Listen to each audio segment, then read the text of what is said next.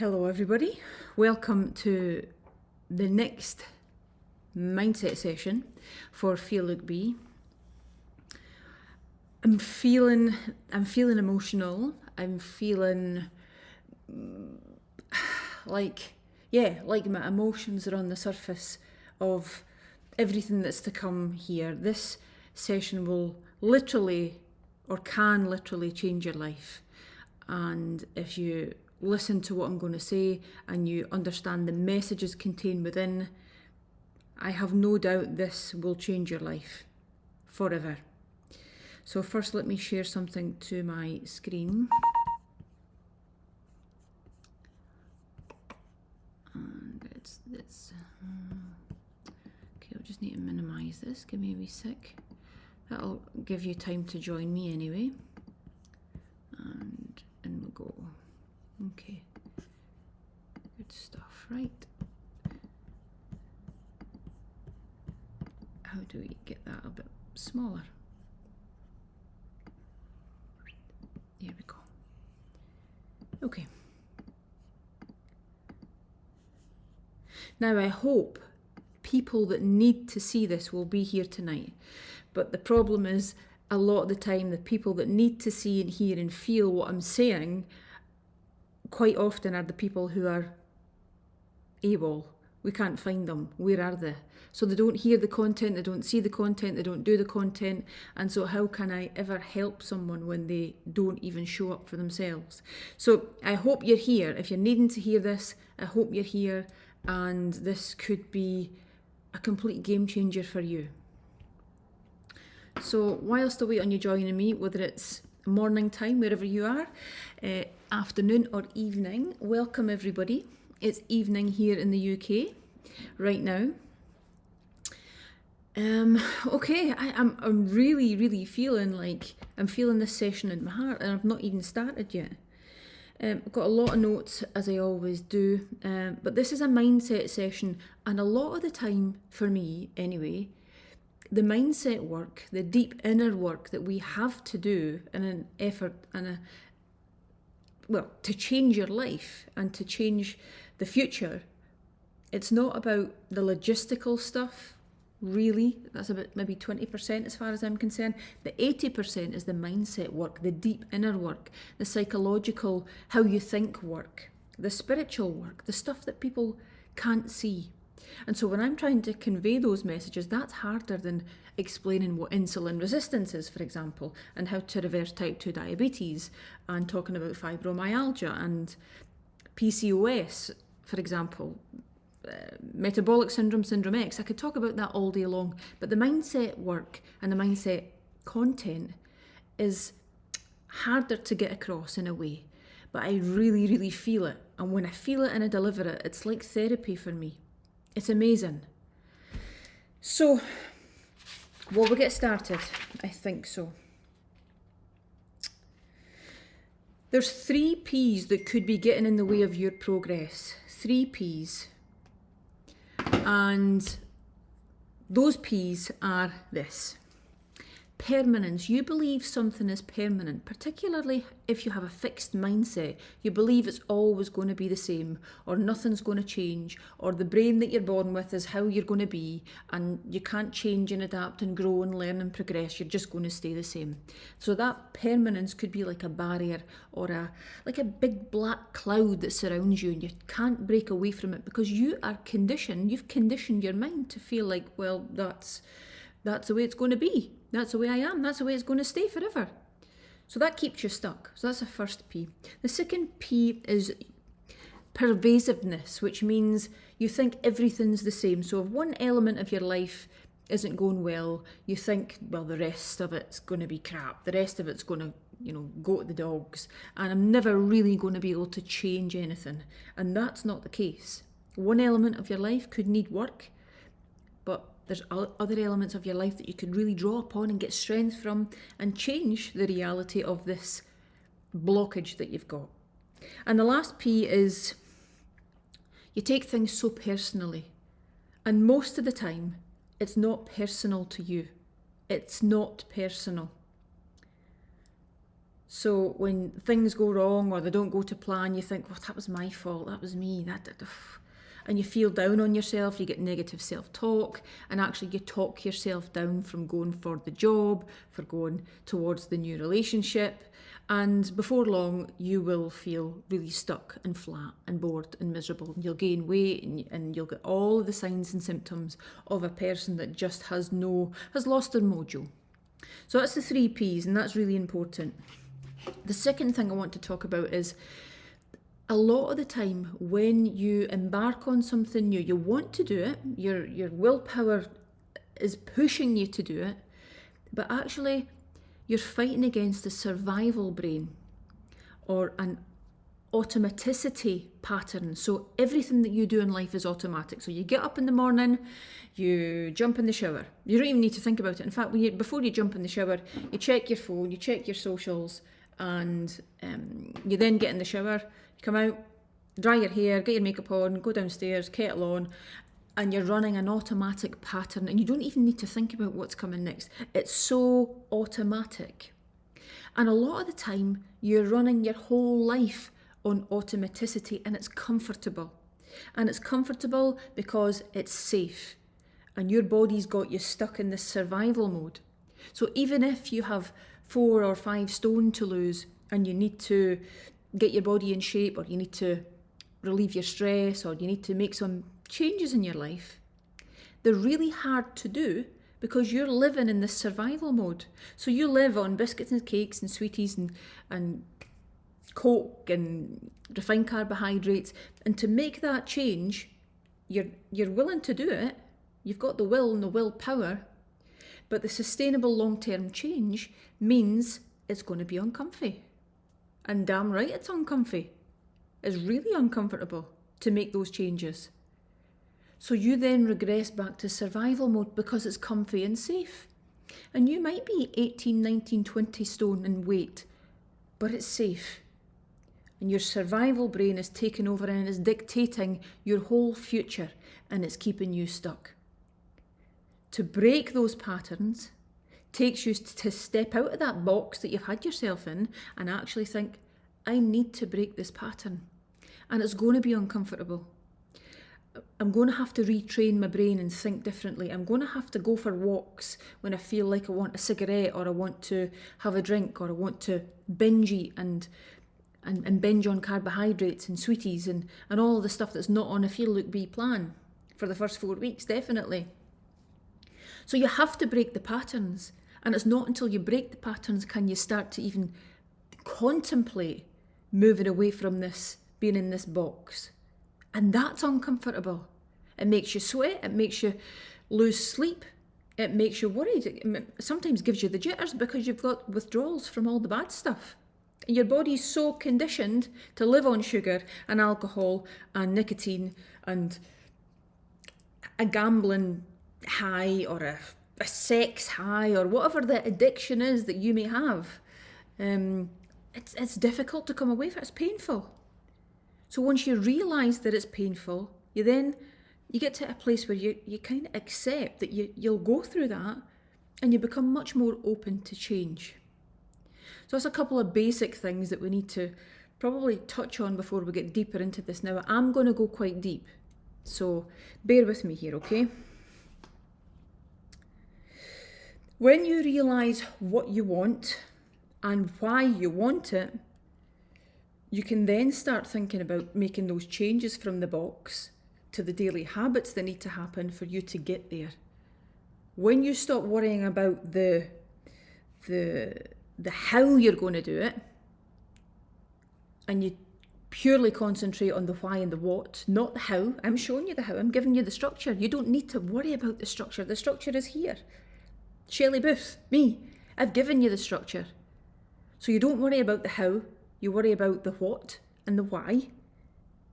What you want. Is it the body shape? Is it the financial situation? Is it the partnership? Is it the travelling the world? What is it and why? So you connect the feelings to it, the feeling states. You then can start unpicking and unpacking what it is you actually want to show up in your life.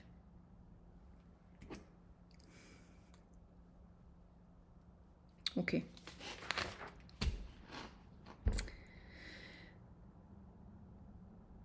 the identity that you have for yourself, who you think you are, is the strongest force in human personality, who you think you are. And that's formed by the beliefs that you have. Now, the beliefs that you have, a belief is basically a complete certainty about the meaning of something, even if it's wrong. If you have complete certainty that the world is going to end next week, or the world is flat, or the world is round, or whatever it is, you've got complete certainty in that. That's your belief. And your beliefs dictate your whole future. They dictate what you think about, what you feel like, what you see. And that belief structure is built on past experiences, your upbringing. Was it a growth or a fixed mindset at home? The relationships that you've had, the places that you lived, your friendships. So there's a whole host of different things that impact upon the beliefs that you have for yourself. But what if those beliefs are false?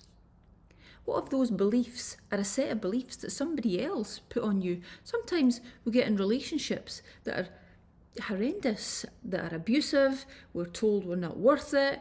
You're a worthless piece of shit. You can't do anything. You're going to be stuck forever. You don't deserve X, Y, and Z. And it conditions you to actually believe that. That's not the case. That's not true. It's like the analogy that I go through sometimes when I talk about in the days when, the circus used to travel with animals, and in some countries they still do, unfortunately. And it's like when the lion or the elephant is captured from the wild and taken to the circus, and it's going bananas, it's rearing on its hind legs, it's going nuts, its trunk's all over the place, it's smashing things up. So to train that elephant, the circus hands tie big ropes around the elephant's legs and batter stakes into the ground and keep it still so it can't move. And after a while, because of the repetition and the constant nature of this behaviour that these people are doing to this animal, eventually they can take the ropes off of the elephant, and what happens? The elephant doesn't do anything. It's conditioned. It believes that it can't go bananas, it can't go nuts, it can't escape, and it stays. And they might just put a wee slim noose round its neck just to lead it, and it'll walk alongside them. A wild elephant will walk alongside them into the ring, and they'll be able to do all these stupid, crazy mental tricks with this elephant because it's conditioned. It believes. It has a set of beliefs now that it didn't have when it was in the wild. And it's the same with you. You've maybe got a set of beliefs like, I can't change my diet. I'm addicted to Coke. I'm a smoker. And you attach yourself, you attach an identity to a thing. And you believe you're that thing. And you carry it with you. What if those beliefs, though, are inaccurate or they're outdated? That used to be you. It's not you anymore. And if it is you, maybe that's not the you that you're supposed to be. And it all starts with this realisation and this need for change. And you can all do it. Every single one of you could do this.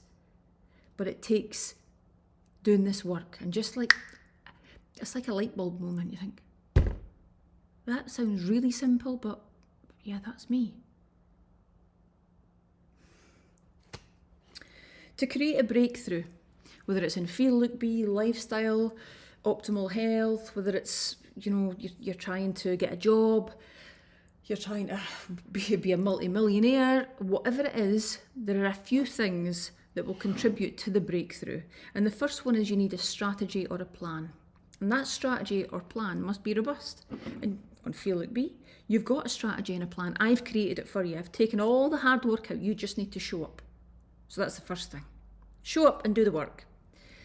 The second thing is, and I'm going to talk more about this, is your story. A lot of the time, you are consumed by your story, and it dictates everything about who you are. And if that's positive, then it's great. You're going to fly. You're going to be abundant. You're going to have a nice life. But if that's negative, then the chances are you're going to stay stuck. And you're going to say things like, nothing works for me. I've tried everything. That didn't work for me, that didn't work for me, that was crap. That was terrible, that. And you'll go full circle to nothing works for you. And here's why. Let me talk to you about this. This is my logo. Obviously it's SB, Shelley Booth. But right in the middle of that logo, some of you know this, is a heart. And what it does is it represents the heart that my dad had that failed at the age of 56 and he died as a result of lifestyle related choices, habits, routines, and a lot played a part in that. Alcoholism, stuff. And when I say stuff, I mean poor lifestyle choices. And my dad developed atherosclerosis, which is a narrowing of the artery, which essentially killed him.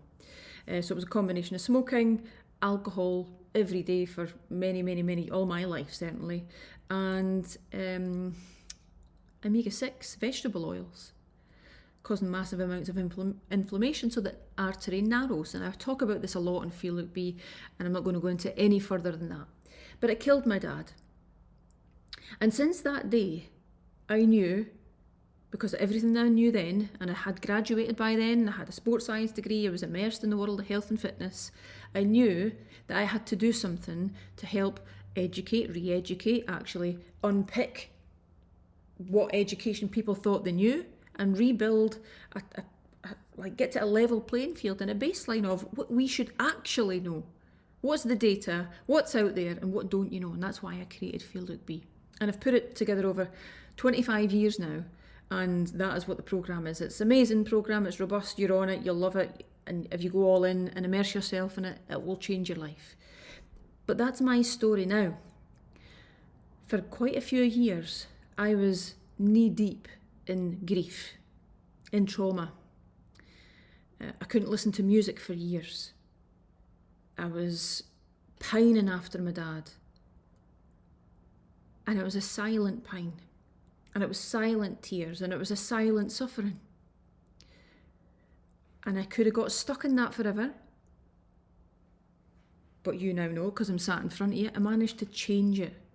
And I managed to change it because I knew that what we'd been through as a family and what my dad had been through, and inevitably what killed him, I could do something about that. So I can actually help change people's lives. And so it's been a lifelong, it's not even a job, it's a passion. It's a passion project, if you like, but it's deep, and it runs deep in me, and this is the foundation of everything, and it's why I'm sat in front of you now. This logo is everything. But if you're attached to your story and you're stuck in a negative frame of mind, maybe it's, you just see a black cloud when you think about things. Maybe you're stuck in trauma, which I'll talk about in a minute. And maybe you're just stuck. You might be going through the motions of Feel Look Be or something else, but actually you'll never really properly change because you're carrying this story. You have to get to what the truth is and who you are and what it is you want, where it is you've been, definitely. But how do you change your story for good, like I did? I could have sat and suffered. I could have been one of these people that just took a bad route and done different things, and my life could have been full of negativity and darkness and bleakness and procrastination and no drive, no ambition. But actually I changed it, and I've got more drive in me. I've got, initiated by my dad, I've got so much drive in me that I want to help and create lasting change in you. So the strategy and the plan, the story, your story, and how you actually talk to yourself about the story. So everything that happened to you, again, happened for you, all the bad stuff. It happened to you because it was designed, I believe, to make you better, to learn the lessons, even though they were terrible and crap and horrific. And there's some of you been through some shocking, horrendous times. As horrible as that was, it's made you who you are. It happened to you for a reason. And you could use that for good, and you can actually gain strength from it to let it propel you forward. And it's all about how you think about it. And you do that by changing your state, the state of mind. your physical state, your physiological state. By changing your state, you can change how you think about your story instantly or within 10 minutes by changing your state. Comes down to breathing, comes down to how you think, comes down to your energy, actually what you eat, what you fuel yourself on, what you listen to. And it's a state changer, and it works like magic. But let me talk you through something. So, Leo actually got me this for my Christmas. He came back and it's a MAC lipstick. And he went with his wee pal for his Christmas shopping. I think they went in the town with 50 quid each. So they were buying their people presents and Christmas Day. He says, in fact, his pal says, should see what Leo got you. And later on after Christmas Day, and it opened it, he says, Leo was doing all this. He says, my mum likes a nude colour. So he was in MAC, checking out all the lipsticks. How adorable. So, yeah, it melted me. I'm like, oh my God. What a darling. What a darling you are. Right, okay. Here's a story for you. And this won't leave you. So, this particular lady is a mum. And she's 13. And she's just had a baby girl at the age of 13. So she's a child that's given birth to a child. And this child, because the mother is so young, ends up giving the child away to the gran. The mum is, erratic, chaotic. She's a child, she's had a child, she doesn't know what she's doing. So the gran has now got this child. And because things are so discontented, it's in America, it's when Black and African people had a really, really tough time, and this young child is grown up in a really, really tough environment where abuse is prevalent. And what happens is this child herself gets to the age of 13 and ends up pregnant, just like her mum. And the child is stillborn, so the child dies, and this 13-year-old has just given birth, gets taken into an institution because her gran couldn't deal with it. And this institution wasn't a good place, and in fact there wasn't enough beds. And this guy presented at the institution and says, look, she's my daughter. And they're like, right, okay, take her away. So this guy ended up sexually, physically, psychologically, spiritually abusing this 13-year-old. So think of everything she's been through. Her dad left when she was a baby. Her mum was 13. Her gran couldn't cope, and she's now in the hands of this abuser. And the story, you immerse yourself in this story and you think, oh my God, what kind of life would she have? What kind of prospects is this girl? How's she going to turn out? Now that particular girl is actually Oprah Winfrey's story. It's Oprah Winfrey, one of the most influential females in the whole world. And that's her story. That's what happened to her. Does she dwell on it? Does she sit and, sit with this big black cloud over her head, feeling sorry for herself? No, she's doing the opposite. She's knocking it out the fucking park. She's a billionaire. She's one of the richest women in the world. Not that money is, it's not a marker for anything, but just saying. And billions of people look up to this woman, including myself. She's a phenomenal human being. So there's two ways you can use your story. You can either use it for good, or you could use it to keep you stuck. And it's a choice. And when you realise you've got a choice, and everybody does have a choice, in the modern day world, you've got a choice, you could start spinning things, and you can start challenging the meaning that you place on things. And here's how we're going to do it, right?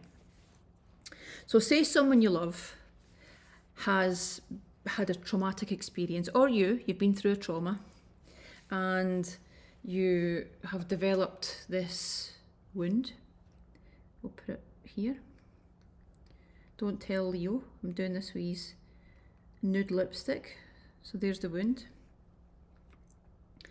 And the wound and the trauma attached to this wound is unbearably painful.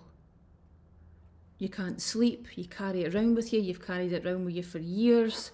It's just absolutely unbearable to the point that you can't even talk about it. You can't even think about it. So what you do is you cover it up, don't you? You try and hide it.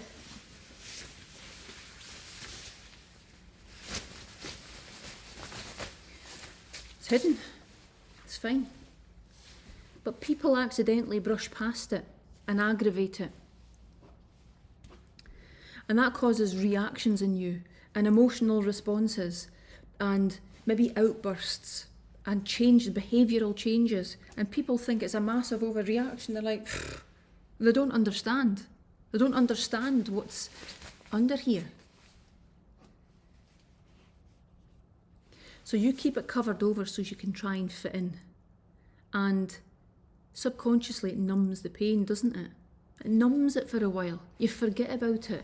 Sometimes you could laugh, sometimes you can go out with your friends, sometimes you can actually forget about it. But in the cold, dark nights of winter and you're in on your own and you've got a chance to think and you're still enough, it comes back, doesn't it? That story comes back to you and haunts the living shit out of you. And you might cry, you might get worried, you might get anxious, you might be on antidepressants, you maybe drink alcohol to numb the pain, you maybe take drugs, you maybe a sex addict, maybe you gamble, maybe there's something that maybe you just try and keep busy all of the time to keep your mind off of the story, off of the thing, off of the trauma. And it does work for a while. But it doesn't work forever, does it? And if you feel this, and you've been through this, you will definitely connect with this, what I'm saying to you. Doesn't really heal what you're masking though, does it? When the mask comes off, it's still there. So what do? You try even harder to cover it and numb it. Feels better now. Here, that's fine. You maybe put a bandage over it to cover it even more and numb it down even more. That's fine. Good. But actually, the cold dark nights come round again, or you might have time alone, you might be in a space or a place, and all of a sudden, the pain of it is crippling. And you know that that's not helping.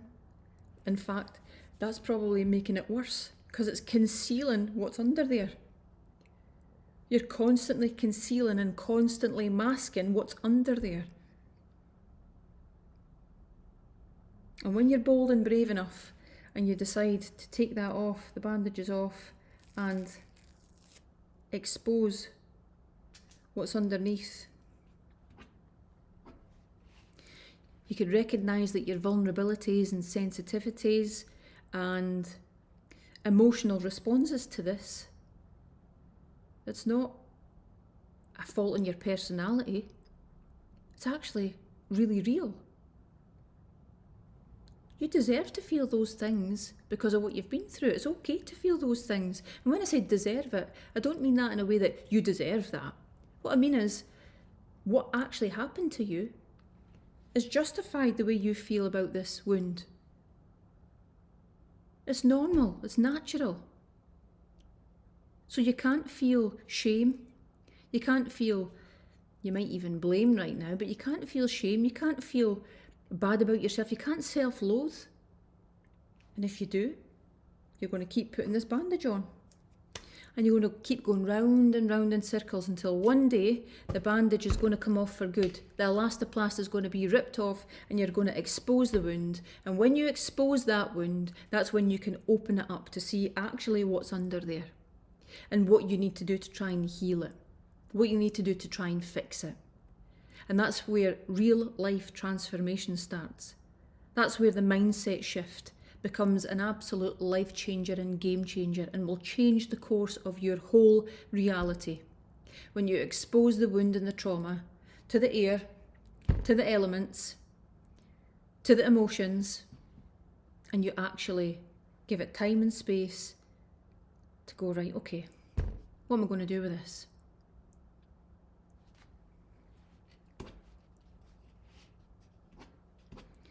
It's all reactions to past trauma, and the past trauma may well be giving you anxiety for moving forward into the future, which keeps you stuck.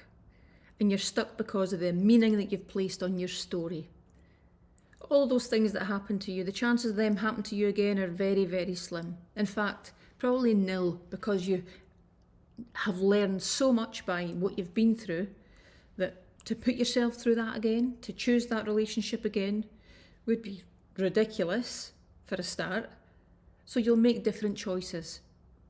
You'll improve your physiology, you'll work on your mindset, you'll pay attention to what you read, you'll get around people that inspire and motivate you, and you'll get stuck in to feel like be. And you'll be able to start thinking about this wound and how to get over it, and how it can actually create lasting change, not a 4-week change. Not a change because you're on a programme or a change because you've got willpower, but a long-lasting change. And it all starts with your beliefs about the story and what your story actually means, the meaning that you place on it, if it's positive, if it's negative, what do you need to do to create some momentum to go forward and use the story. The shittier, the most horrific stories create the biggest transformations, create really successful people, create really rich people a lot of the time.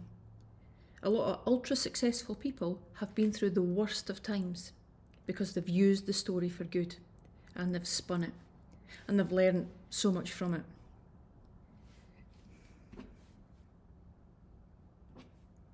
Healing is best, and healing works best when you're in a safe space and you're free to open up, which is why I create this space for you. I create it, I keep it safe, I keep it positive, because you should feel safe. That's why my community means the world to me. I work really, really hard on keeping my community as positive and as safe and as nurtured as possible. I've employed a team to look after you. I look after you. It's important.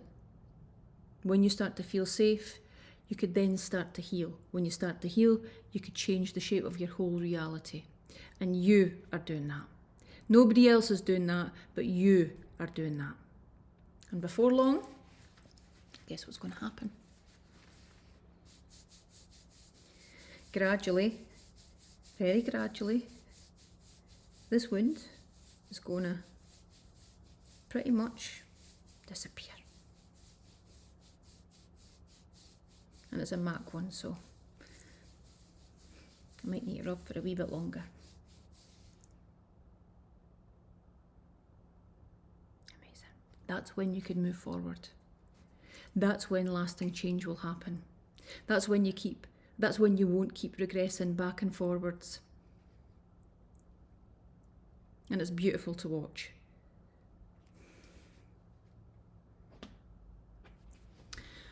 I hope you found that useful. It's deep. Even coming into the session, my emotions were on the surface. It is everything that I do. This whole session tonight is everything, is every reason why I'm sat in front of you. And it all comes back to this story, this love heart. My dad's heart failed, which is why I'm committed to helping you create lasting change so you can keep your heart strong, spiritually and physiologically, and actually have an extraordinary life. It's time to be excellent. I want you to be excellent. But you need to realise your worth. And you're worth everything.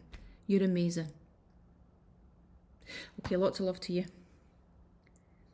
Take it easy, everybody. See you tomorrow.